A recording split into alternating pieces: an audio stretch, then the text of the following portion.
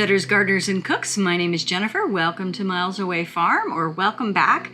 Today in the kitchen, we are preserving more tomatoes. This is probably my last tomato video for this year.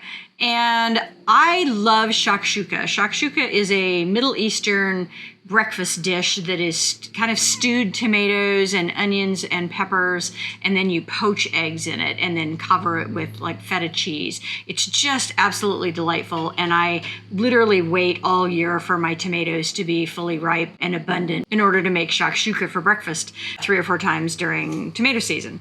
And one of the things about traditional shakshuka is you actually almost caramelize the vegetables before you add the tomatoes. So you're really working to get some of that flavor in there. But I wanted to be able to have shakshuka with homegrown tomatoes year round and not just during tomato season. And so a couple of years ago, I ended up coming up with a recipe for shakshuka and pressure canning it. And I didn't make any notes. And so I still have 1 jar of that left. When I went back to do it again this year, I couldn't remember what I had actually used as the baseline for that.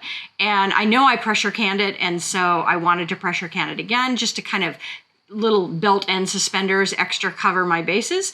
And so what I ended up doing was using this ball canning book, which is, I think this is a slightly older edition than the most recent edition, but it's still up to date in terms of safety. And there is a recipe in here for a Creole sauce, and then a recipe in here for a spicy Creole sauce. And they're both pressure canned recipes. One of them has celery in it, the other one doesn't. You would think Creole, that's kind of Cajun. The trinity of vegetables in Creole or Cajun cooking is onions, celery, and bell peppers, or green bell peppers. And so I ended up making both. I ended up making some Creole sauce, and then I adapted that original Creole sauce recipe in this book. I adapted that recipe to do shakshuka instead. And that mostly entailed changing out the spice mix and then not using celery, but only one of these recipes used celery anyway. So my recipe will be in the notes. And if you are an absolute by the book, never change a half a teaspoon of salt kind of a canner, this is not the recipe for you. But I don't really consider this rebel canning because I'm basically just taking a recipe that already exists and simply changing out the spices. So this is canned shakshuka for beautiful breakfasts in the middle of winter with homegrown tomatoes. Let's get started. So here's a comparison that I did in a spreadsheet of the Creole sauce, the spicy Creole sauce, and then the shakshuka recipe that I made based on these Creole sauces out of the ball canning book. And you can see if you add up the tomatoes, which I kept the same in all 3 recipes, and then the onions, the sweet peppers, the celery, and the hot peppers, the onions, peppers, and celery equal another 3.5 cups in both of these recipes. They just change out slightly what those ingredients are. And so that's what I did for the shakshuka, is I kept the onions and peppers equal to 3.5 cups.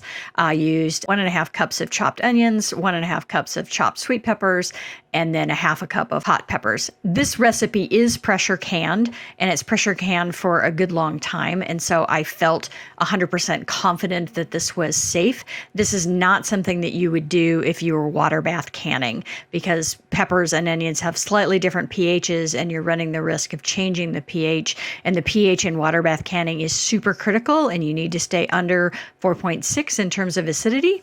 But with pressure canning, you've got a little bit more leeway, and I felt comfortable with this recipe. So for this recipe, I'm just using heirloom slicing tomatoes. I'm not using paste tomatoes. I just didn't have any more paste tomatoes. Here's blanching those heirloom tomatoes to get the skins off. And again, 3 quarts of each, so 6 quarts total. And then this is the celery containing Creole sauce batch.